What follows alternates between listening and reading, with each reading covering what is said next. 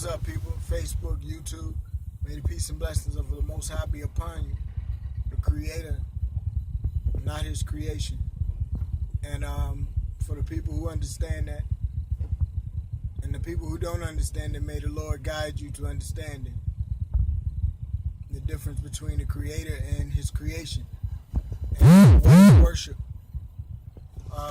But yo, just wanted to share another conversation I had with a customer coming from a house. Man, I wish I could just tape a camera on my head, man. I had the most craziest conversation. You know, the smartest people are people who was influenced by the smartest people. So y'all young bucks out there, make sure you be careful who you give your attention to and who you hang out with. Your companionship is what you are. But we was talking about, you know, it almost made me cry listening and paying attention and thinking about it, pondering on it, and even my remarks was amazing to me. But I came to this quick scenario I give you. You know, the devil is our true enemy, and we got to keep focused on that, even when we talk about things like racism and slavery and things like this. So when we talk about current affairs and current conditions to better ourselves, because we must address it to make it better, we must keep in mind that the real enemy and the real Lord, the real helper, and keep them in perspective. But nevertheless, we was talking about the condition of slavery and the effects that it had on people. They call us people of color. Well, the last thing the slave master or the oppressor wanted the slave to do was learn about monotheists, true monotheists, and Islam as we know it today, in Arabic, Islam. And if you look at the timeline and how things aspired or came about throughout history, Islam has always been phenomenal in its growth, and the way that it affected America is unbelievable.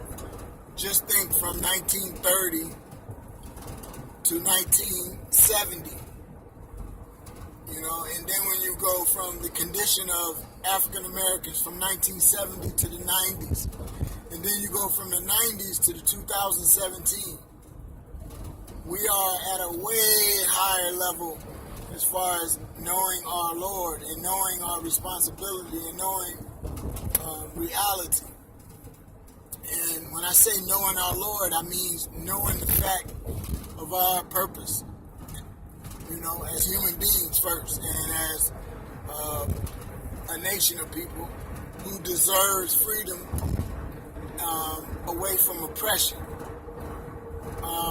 And we fought for that, but it didn't come to us until the time was right. And within those 50 years, 60 years, we have been rolling as far as accomplishing that freedom. And I can just imagine this 2017. I can imagine 2027. You know what the status would be. And the brother I was talking to had brought up Obama and how close he is affiliated with Islam, going to a Muslim school and actually having mixed parents, showing the unity. This is Islam. Islam is not about one single entity or one group. You know, it's not a group or a sect. It's the unity of mankind worshiping the Creator. Those are the only different. The separation is between the creation and this Creator. Well, you know, it was just that timeline thing was beautiful, man. I thought I'd do a video on it. I'm gonna write it in on a tag on Facebook. You know, I'm gonna write it on Facebook, a timeline. You know, you go from 1930, first time we ever heard of Islam, something different than what we was taught as a white man being God, and then 1970. Just between that short time, it was like, wow. And you know, a lot of times the media want us to focus on negativity, and we think about how much the black or the African American has demoralized, or how our society is so much different and bad nowadays, and how we're so disrespectful and anti-God and this and that. But in reality, in one way it's negative, and in other ways it's positive. And we're not even looking at the positive aspect of how we have come to know our purpose. And it's growing like rapid. And introduction to Islam. Save yourself and your family. And much love from Asmar Wedge and all of the Muslims. It's a natural thing to love when you find love for yourself. It's easy to love when you understand love. You know? And, you know, we was also talking about the concept of religion and how the atheists or people who disregard religion, they actually disregard hope and opportunity. Religion is basically based upon opportunity. It's an opportunity. It's opportunity. And